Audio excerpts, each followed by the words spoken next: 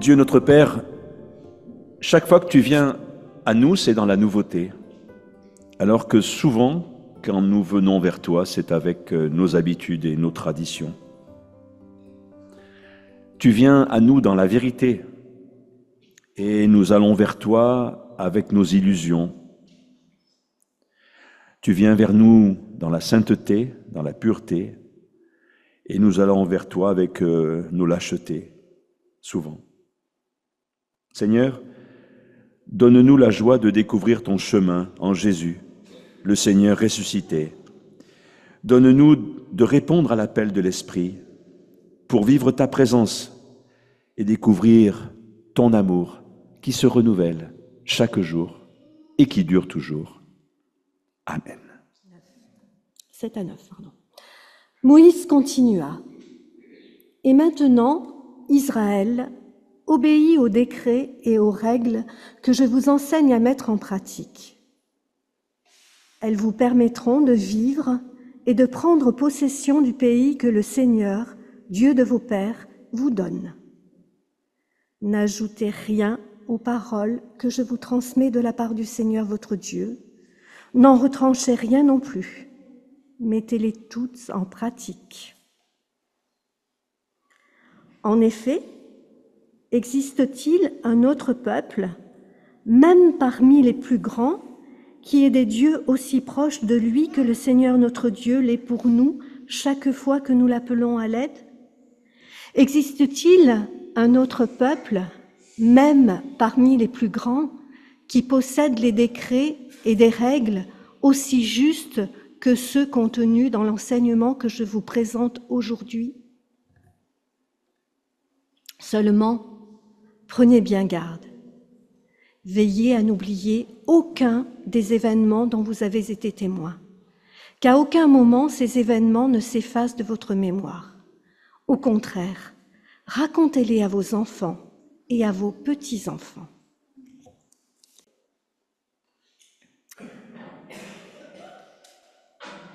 Vous le savez, mes chers frères et sœurs, que chacun s'empresse d'écouter, mais soit lent à parler et lent à se mettre en colère. Car une personne en colère ne fait pas ce qui est juste aux yeux de Dieu. C'est pourquoi rejetez tout ce qui salit et tous les excès dus à la méchanceté.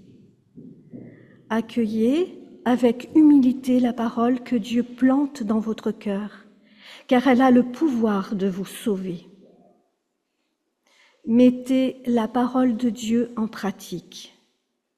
Ne vous contentez pas de l'écouter en vous faisant des illusions sur vous-même, car toute personne qui écoute la parole sans la mettre en pratique ressemble à quelqu'un qui se regarde dans un miroir et qui se voit tel qu'il est. Après s'être regardé, il s'éloigne et il oublie aussitôt comment il est. En revanche, la personne qui se penche attentivement sur la loi parfaite, celle qui rend libre, y reste attachée. Elle la met en pratique sans se contenter de l'écouter pour l'oublier ensuite. Eh bien, cette personne sera heureuse dans tout ce qu'elle fait. Si quelqu'un croit être religieux, mais ne sait pas maîtriser sa langue, il se trompe lui-même. Sa religion ne mène à rien. Voici ce que Dieu, le Père, considère comme la religion pure et authentique. Secourir les orphelins et les veuves dans leur détresse et se garder de toute tâche due à l'influence de ce monde. Les pharisiens et quelques maîtres de la loi sont venus de Jérusalem et ils se rassemblent autour de Jésus. Ils voient que certains disciples mangent avec des mains impures, c'est-à-dire non lavées selon la coutume religieuse. En effet, les pharisiens et tous les autres juifs obéissent à la tradition de leurs ancêtres. Avant de manger, ils se lavent toujours les mains avec soin. Quand ils reviennent de la place publique, ils se lavent toujours avant de manger. Ils respectent aussi beaucoup d'autres coutumes qu'ils ont reçues des ancêtres, par exemple la façon de laver les verres, les pots et les plats. C'est pourquoi les pharisiens et les maîtres de la loi disent à Jésus, « Tes disciples ne vivent pas selon la tradition des ancêtres. Ils mangent avec des mains impures. Pourquoi donc ?» Jésus leur répond, « Vous êtes des hommes faux. » Ésaïe avait raison quand il a parlé devant vous de la part de Dieu. On lit en effet, « Ce peuple me respecte en parole seulement, mais son cœur est très loin de moi. Ils me font des prières, des sacrifices, mais cela ne vaut rien. » En effet, ce qu'ils enseignent avec assurance, ce sont des commandements humains. Jésus dit encore, vous abandonnez le commandement de Dieu, vous obéissez à la tradition des hommes, vous êtes très habiles, et le commandement de Dieu est pour garder votre tradition à vous. En effet, Moïse a dit, respecte ton père et ta mère. Il a dit aussi, celui qui maudit son père ou sa mère, il faut le faire mourir. Mais vous dites aux gens, tu peux dire à ton père ou à ta mère, j'aurais bien quelque chose à te donner pour t'aider. Malheureusement, c'est corban, c'est-à-dire une offrande pour Dieu. Ainsi, vous leur permettez de ne plus rien faire pour leur père ou pour leur mère. Ainsi, vous vous servez de votre tradition pour supprimer la parole de Dieu. Et vous faites beaucoup d'autres choses comme celle-là. Ensuite, Jésus appelle de nouveau la foule et il dit aux gens, « Vous tous, écoutez-moi et comprenez bien ceci. Aucune chose de l'extérieur ne peut rendre une personne impure quand elle entre en elle. Au contraire, ce qui sort du cœur, voilà ce qui rend une personne impure. » Jésus quitte la foule et entre dans la maison. Alors les disciples l'interrogent sur ce qu'il vient de dire. Et Jésus leur répond, « Vous non plus, vous n'êtes pas encore capables de comprendre. Aucune chose de l'extérieur ne peut rendre une personne impure quand elle entre en elle. Vous ne comprenez pas cela? Ces choses n'entrent pas dans son cœur, mais dans son ventre, et ensuite elles sortent de son corps. » Par ces paroles, Jésus montre qu'on peut manger de tous les aliments. Il leur dit encore, « Ce qui sort d'une personne, voilà ce qui la rend impure. En effet, les mauvais désirs sortent de l'intérieur du cœur humain. Ainsi, les gens ont une vie immorale, ils volent, ils tuent les autres, ils commettent l'adultère, ils veulent avoir toujours plus, ils font du mal aux autres, ils les trompent, ils se conduisent n'importe comment, ils sont jaloux, ils disent du mal des autres, ils sont orgueilleux, ils manquent de sagesse. Tout ce mal sort d'une personne et la rend impure. » Alors lorsque les protestants lisent ces récits de controverses entre les pharisiens et Jésus dans les évangiles, ils éprouvent souvent une certaine satisfaction en se disant « Nous, au moins, les protestants, nous sommes attachés à la Bible et nous ne risquons pas de tomber dans les travers de la tradition. » Il n'en va pas de même, par exemple, pour les catholiques. Point de suspension.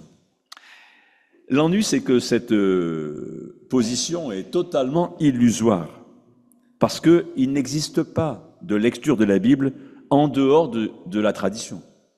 Que cette tradition soit celle de l'Église, qui nous a accueillis quand nous étions enfants, qui nous a enseigné, etc., ou que ce soit ma propre tradition de lecture que je me suis construite petit à petit en lisant ces textes. Dans tous les cas, que nous le voulions ou non, quand nous lisons la Bible, nous sommes influencés par une tradition humaine. Parce que comment la lisons-nous? Essayons un peu de décortiquer. Souvent, nous ne retenons de la Bible que ce que nous avons envie d'entendre, c'est-à-dire ce qui nous plaît, ce qui nous confirme dans nos convictions, ce qui nous assure d'avoir raison, ce qui calme nos inquiétudes. En fait, notre tradition, qu'elle soit consciente ou inconsciente, nous empêche d'écouter ce qu'il y a de vraiment nouveau et peut-être même un peu de dérangeant dans le message que Dieu s'efforce de nous faire passer. Jésus nous dit en substance dans ce passage que nous venons de lire, « Cette tradition dont vous n'arrivez pas à vous défaire, elle risque de neutraliser l'effet de l'autorité de Dieu sur vous. Alors, lorsque le chrétien a pris conscience de cette situation bien inconfortable, il se pose des questions. Il sait qu'il n'y a pas de lecture de la Bible sans la tradition, et il sait aussi que la tradition empêche de lire la Bible vraiment en vérité.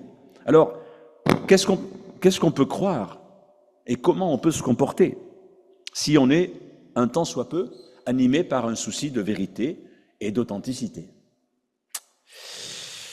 Pour tenter de répondre à ces questions, je vous propose de parcourir un peu ce texte que nous avons lu en Marc 7 et notamment d'étudier tour à tour trois oppositions qui se trouvent dans ce passage.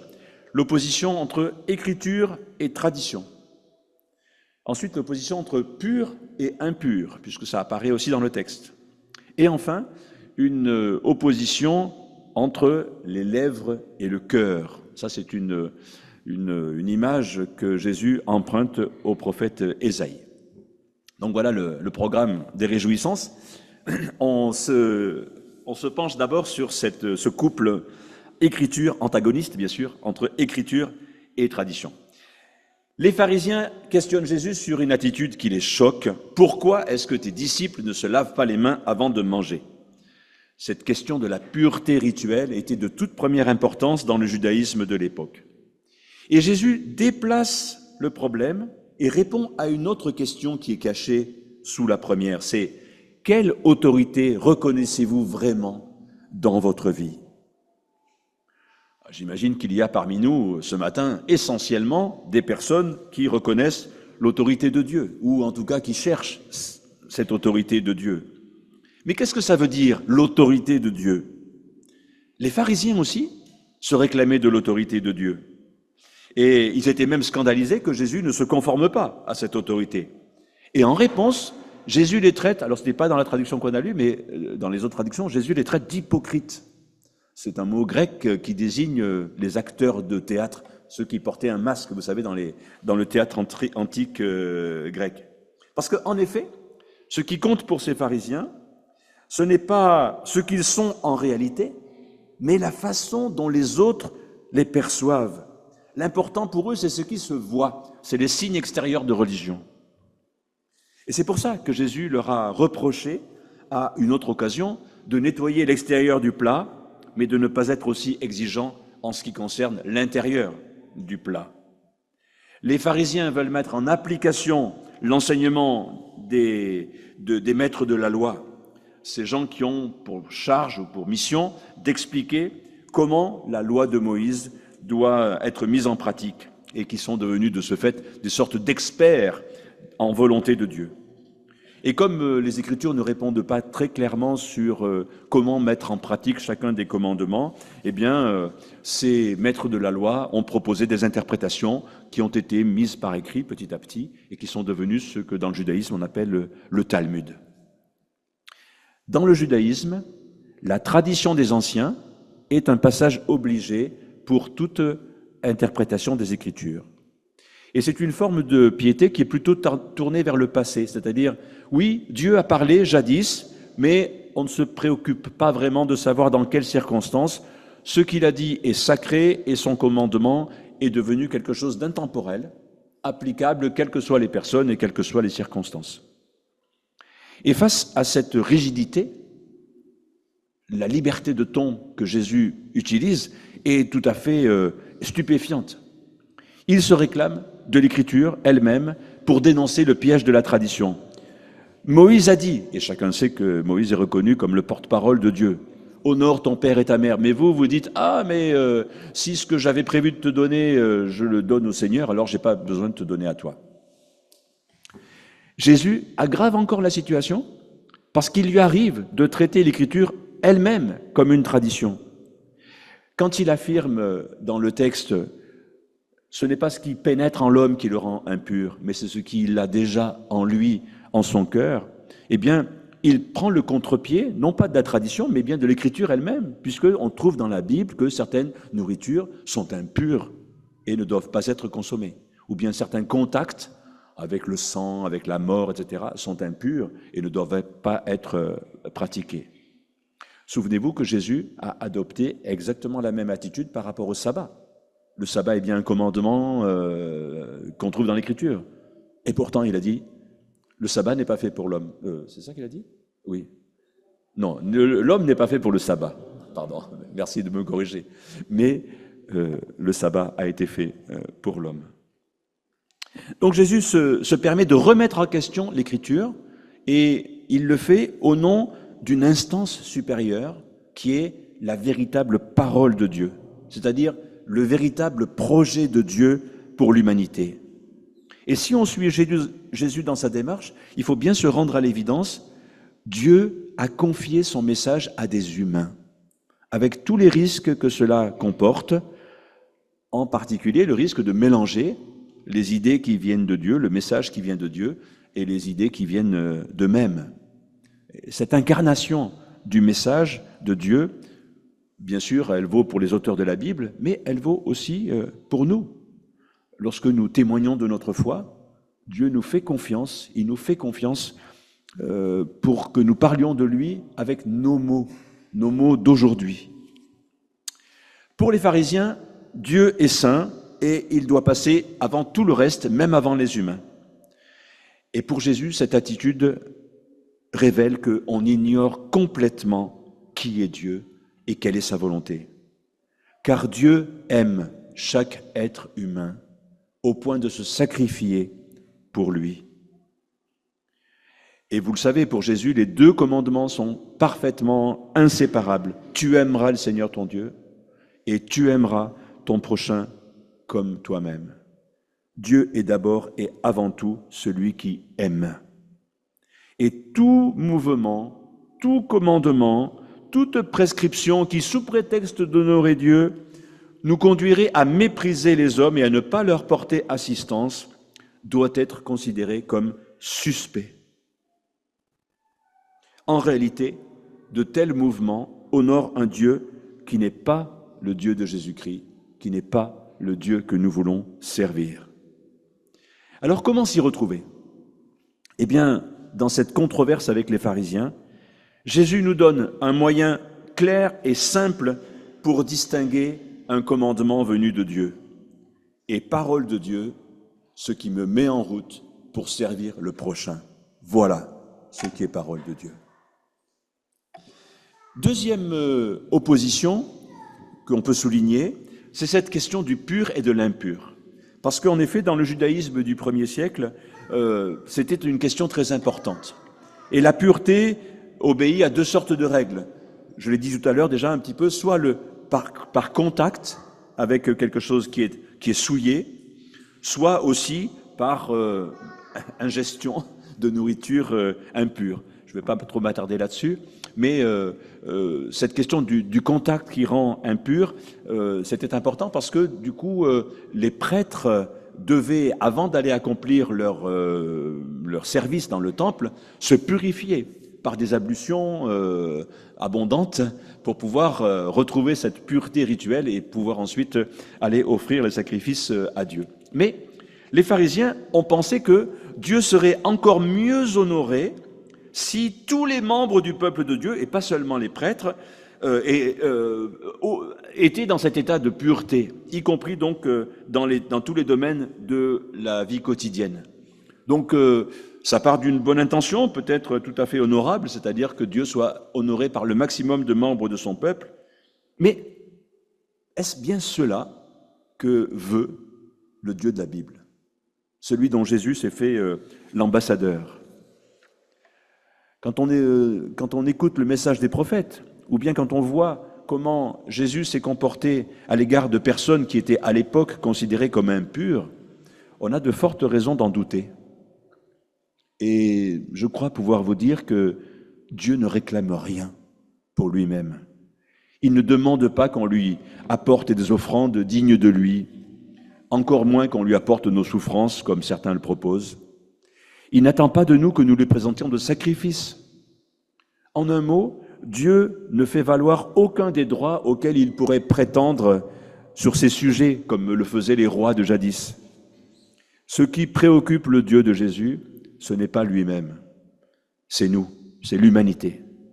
S'il se fait du souci, ce n'est pas parce qu'il manquerait quelque chose à sa gloire ou à son honneur, mais il se fait du souci pour nous, les humains. S'il doit donc se passer quelque chose entre Dieu et nous, ce n'est pas par des rites, ni par ce que nous prétendons faire pour lui. C'est exactement le mouvement inverse. C'est lui qui nous appelle, lui qui nous adresse sa parole et qui espère que nous allons enfin l'écouter et la mettre en pratique dans nos relations avec les autres humains. Le reste, ce qui va de nous vers Dieu, ce ne sont que des traditions humaines, comme dit Jésus. Et ces traditions, quelquefois, elles servent de prétexte ou d'alibi pour ne pas écouter l'appel de Dieu et pour ne pas nous laisser déranger dans nos habitudes. Dans la religion juive, le pur, c'est ce qui est censé être compatible avec la sainteté de Dieu, tandis que le pur serait incompatible. Et donc, dans cette perspective, les personnes qui étaient en état d'impureté, eh bien, elles étaient coupées en quelque sorte de Dieu. Elles ne pouvaient pas aller au temple, elles ne pouvaient pas prier, elles ne pouvaient pas être sauvées. Jésus voit les choses tout à fait autrement. Selon lui, ce qui rend les humains impurs, ce qui compromet leur relation avec Dieu, ce ne sont pas les éléments extérieurs avec lesquels nous sommes en contact, mais c'est ce que nous avons au fond de nous-mêmes et qui conditionne tout ce qui s'exprime en nous, les pensées, les gestes, les attitudes, les relations aux autres. Et Jésus dresse une longue liste, vous l'avez entendu, de ce que lui considère comme des impuretés. Intentions malveillantes, inconduite, vol, meurtre, adultère, cupidité, etc. Vous remarquez que toutes ces attitudes ne lèsent pas Dieu d'abord, mais les autres, ceux que la Bible appelle nos prochains. Les relations que nous avons avec les autres, si ces relations sont perverties par le mensonge, par la convoitise, par la violence, voilà ce qui nous ferme la porte à Dieu. Et cette opinion de Jésus, vous le sentez bien, elle prend le contre-pied total de l'opinion officielle ou la théologie officielle qui était véhiculée par les religieux de son temps. Permettez-moi d'actualiser ces propos en évoquant le discours sécuritaire et xénophobe que certains tiennent aujourd'hui. Si je transpose, je pourrais dire à la suite de Jésus, non, ce ne sont pas les immigrés qui viennent de l'extérieur, quelle que soit leur provenance, quelle que soit la couleur de leur peau, qui rend une nation impure. Ce n'est même pas la présence de nouvelles minorités religieuses qui peut corrompre une nation. Ce qui rend une nation impure, c'est ce qui vient de l'intérieur d'elle-même, c'est-à-dire la vision du monde qu'elle cherche à imposer aux autres, le rapport de force économique qu'elle impose, qui lui permet d'écraser les plus faibles, l'ingéniosité qu'elle déploie pour rendre les autres dépendants de sa technologie et du coup de s'assurer une rente financière pour l'avenir. C'est sa complaisance pour maintenir des relations inégalitaires avec certains autres pays. C'est son refus de partager autre chose que les miettes qui tombent de son abondance. Voilà ce qui rend une nation impure. Jésus se refuse à établir une coupure nette entre le pur et l'impur et à diviser les humains dans des catégories étanches qui amèneraient à les couper de Dieu. Il affirme qu'il n'y a pas de véritable relation à Dieu si nos relations sont inexistantes avec les autres humains. Il n'y a pas d'amour pour Dieu sans amour du prochain. Et cet amour ne peut pas être théorique. Il passe inévitablement par des gestes concrets de partage et de solidarité. Troisième et dernière opposition, les lèvres et le cœur. Elle se trouve, cette opposition, dans une citation que Jésus fait des Écritures, qui est tirée du très beau chapitre 29 du livre d'Ésaïe. Parce que les prophètes de la Bible, de même que les sages qui ont écrit le livre des psaumes ou des proverbes, ont souvent dénoncé une forme de duplicité ou même de méchanceté qu'il y a à tenir un discours qui ne correspond pas à ses pensées les plus profondes. Par exemple, psaume 12, il démasque ceux qui prononcent que des calomnies, ceux dont les lèvres flattent, mais dont le cœur joue double jeu.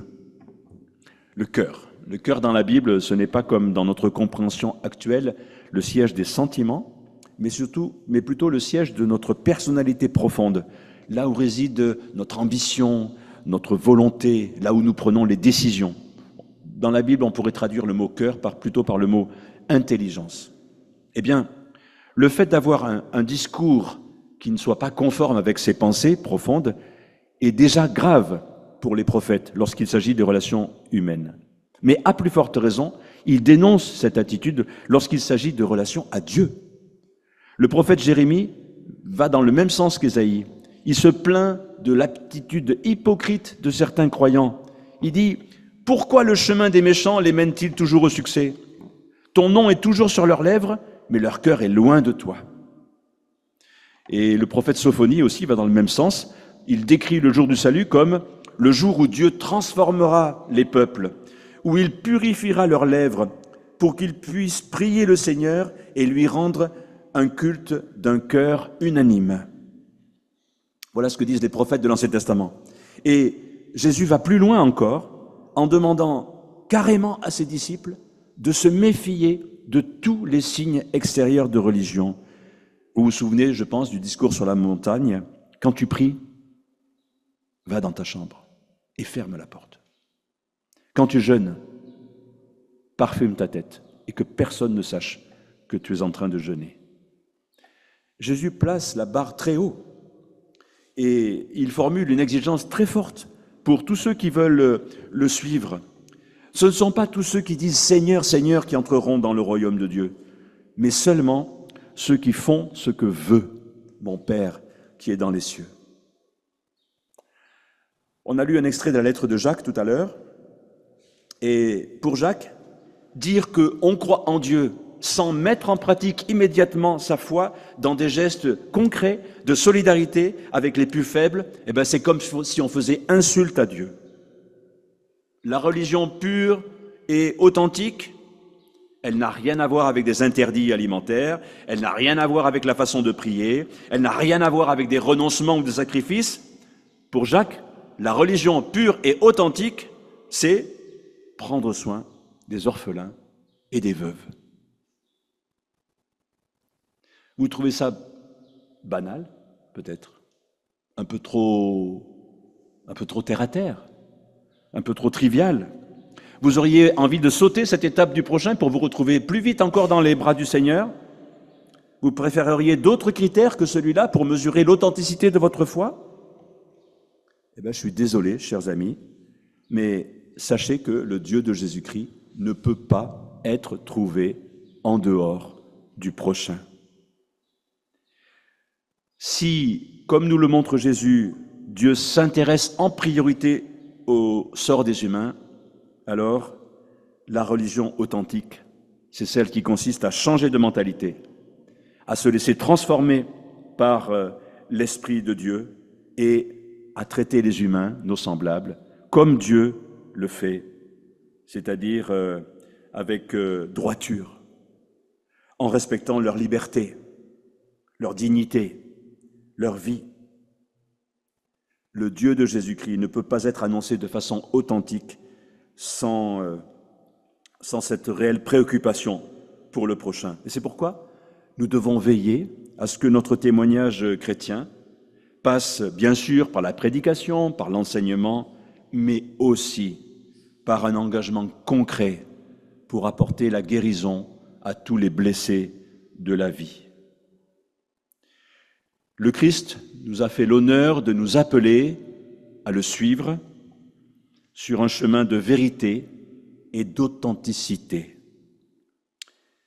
Que sa parole et que son esprit nous gardent sur ce chemin étroit, qui n'est pas le plus facile. Amen.